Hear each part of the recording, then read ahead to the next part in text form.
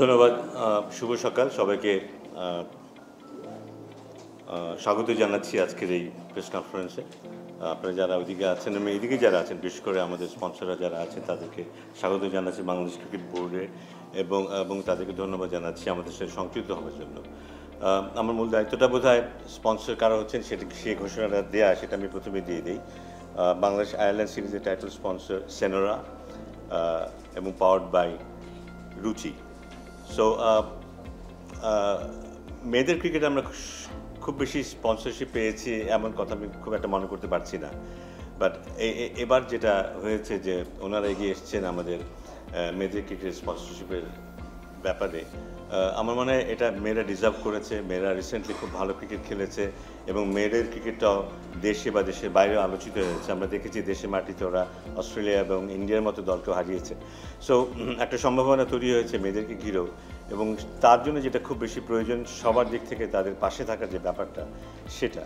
এবং সেই ক্ষেত্রে আমাদের স্পন্সররা যে কাজটি করেছেন তাদের জন্য আবারও তাদেরকে ধন্যবাদ দিই।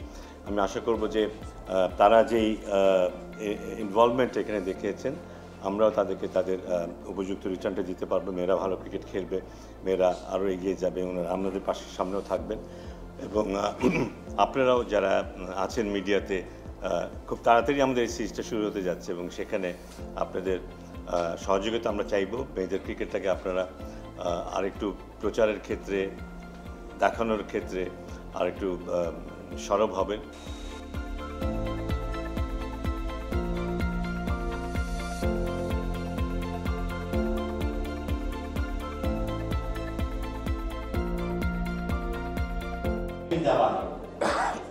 এবং মিডিয়াকম লিমিটেডের সিইও অজয় কুমার কুন্ডু, তারপরে আছেন বাংলাদেশ ক্রিকেট বোর্ডের পরিচালক নাজমুল আবেদিন ফাহিম। তারপরে মেয়েদের পাশে থাকার জন্যই সেনোরা সবসময় কাজ করে।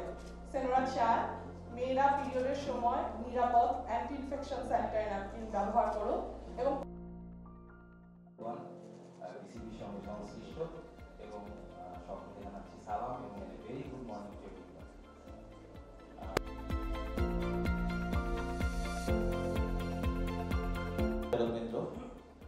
সাংবাদিকবৃন্দ যারা সামনে আছেন, আপনাদের কাছে মিডিয়া থাকে, অন্যান্য স্পোর্টসের সাথে ওনারা সবসময় সহযোগিতার সাথে থাকে, তো অ্যাপ্রোচ করাতে ওনারা রাজি হয়েছে। সো